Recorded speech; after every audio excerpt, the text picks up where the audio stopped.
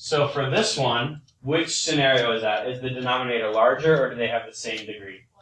Larger, so it's automatically 0. So we would say from last class, the horizontal asymptote is y equals 0.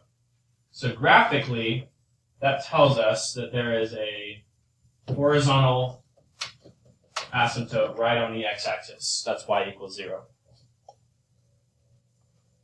And then I briefly kind of mentioned last class, there's two scenarios. Sometimes a graph will kind of approach it, and then it will just kind of skim underneath it off into the sunset forever. That's one scenario.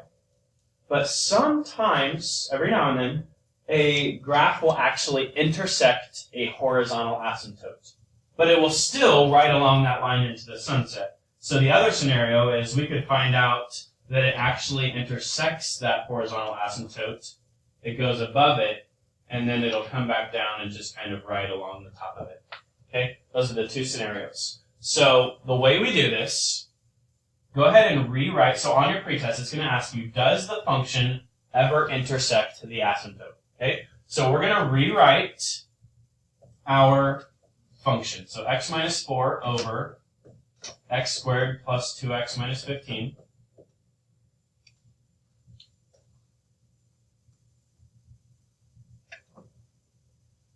And what does it mean in math for two things to intersect? At that point, they are crossing. They are, someone said it, they're equal. That means if two lines come together, two curves come together, at that point, they have the exact same x value and they have the exact same y value. They are equal mathematically. So what we're going to do, if we want to find out if this intersects this, we're going to set it equal. So we set the graph, the function, r of x, equal to the answer that we just found for the horizontal asymptote. When are these two things equal?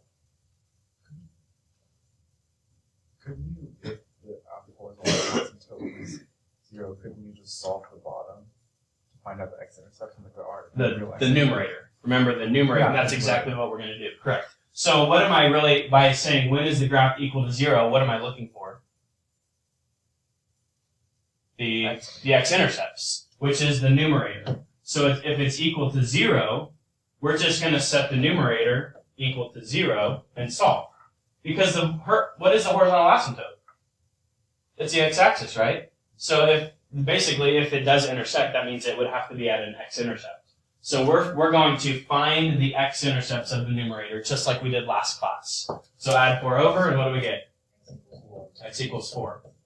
If you get an answer, that means they do intersect. And you'll see an example of one that does not in a second. So we now need to answer the question, do they intersect?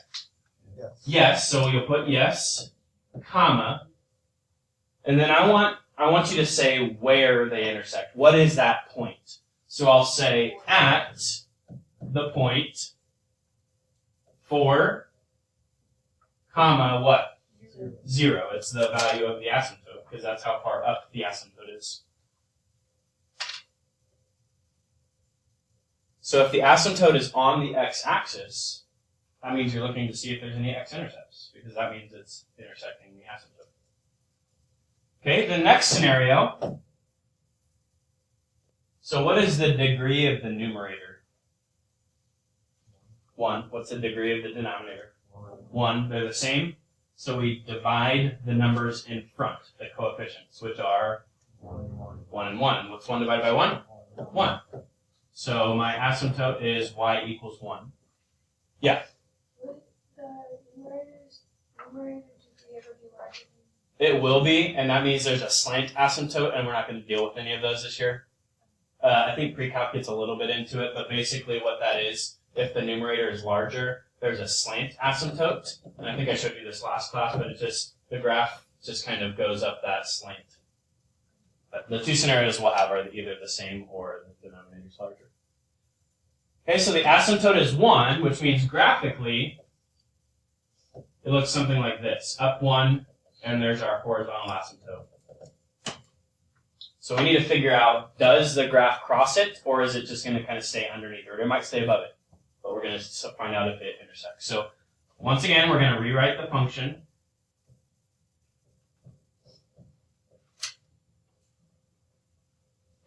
And we're going to see if it intersects what value? 1. Whatever the asymptote was, plus 1. Now in the first one, the denominator didn't really matter. But in this one, it does, because we're not equal to 0 anymore. We're not talking about the x-axis, we're talking about the value of 1. So I'm going to write this as 1 over 1. And what do you think we're going to do? Yep, say it again. Cross multiply. Yeah, if a fraction is equal to a number other than 0, another fraction, the way we solve that, just like back in middle school, is we're going to cross multiply. So x minus 7 times 1 is x minus 7 equals, now we cross multiply the other way, x plus 5 times 1. So on the other side of the equation, we go x plus 5.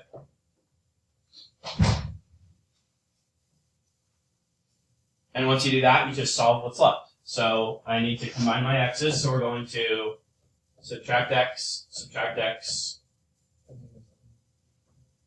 What happens? Both of my x's cancel, and good old handy math tells me that negative 7 equals 5. What do you think that's telling you? There is no x value where they are the same. So your answer is no. And that's it. Now make sure you show your work, but the answer is no. We don't get a value of x. The x's cancel out. That's telling us that there is no point where there is an x value that is the same as 1.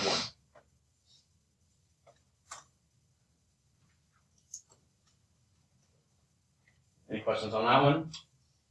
All right, so no. The last one here. Go ahead and write it down.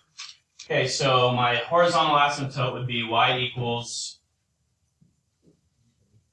1/3. That's correct. How'd you get that? Degrees are the same, so we divide their leading coefficients, which are 1 and 3. 1 divided by 3 is 1/3. So we have a graph. Here's 1. The asymptote is about a third way up. So just like last time, we're going to rewrite our function x squared over 3x squared plus 2x plus 4.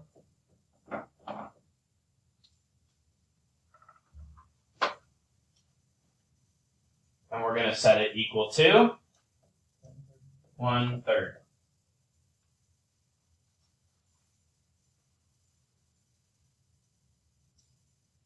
So we cross multiply. 3 times x squared is 3x squared equals 3x squared plus 2. Yeah, and then we cross multiply the other way. It's just that times 1, so that is on the other side. 3x squared plus 2x plus 4. Do what?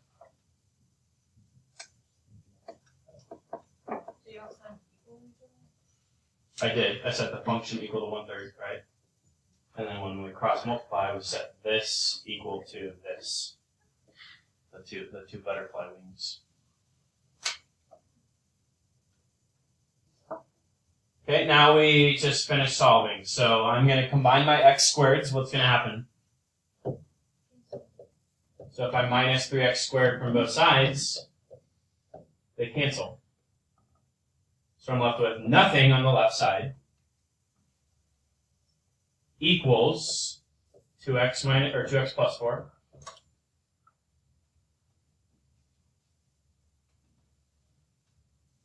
And then we solve for x. So we'll subtract the 4 to the left. Divide by 2. Therefore, x equals -2. So my answer, don't forget to answer the question, is yes, at the point -2 up 1/3. The y value is always the asymptote because that's where it's intersecting. That's the x value you just found, comma, the asymptote that it's equal to.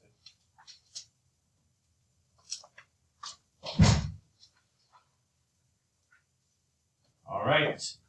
Now, one final problem that will review everything we've done the past 2 class periods. So I'm going to give you about 5 minutes to work on it, and then I'll start putting some answers up on the board, so go ahead and get started. So if you haven't gotten there yet, which hopefully you have, this factors as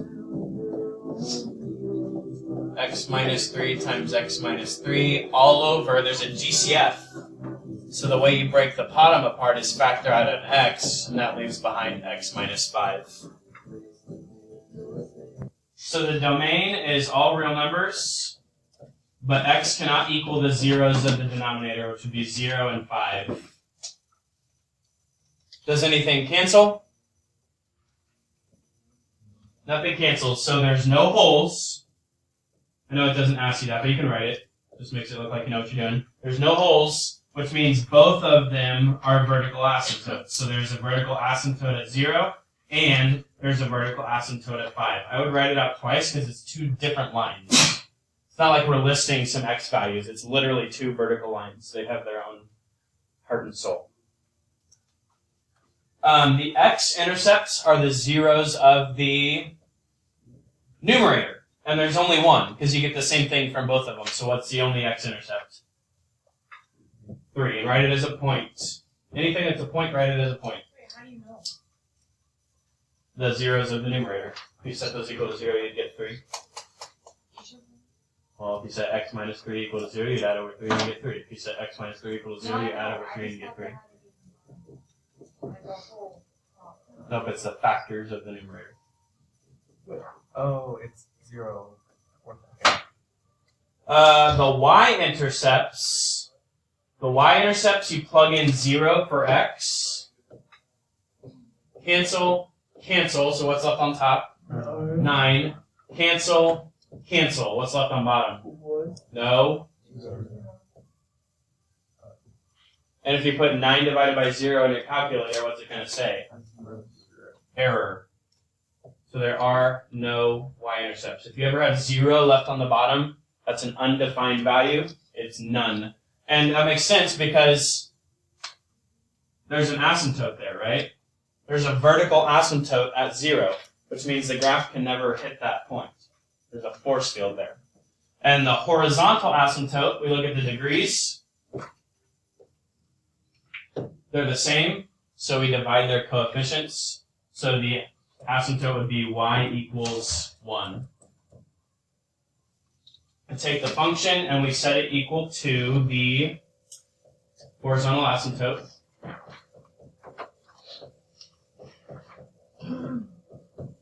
Which is 1, also known as 1 over 1. Bless you. If you cross multiply, you get x squared minus 6x plus 9 equals x squared minus 5x. What's going to happen to the x squareds? They're going to cancel because they're both positive. So then I'll add 6 x's over to here. Those cancel. I'm left with 9 equals negative 5 plus 6 is 1x. So my answer is yes, at the point 9, 1. We have vertical asymptotes at 0 and 5. So on your graph, we'll put an asymptote on 0.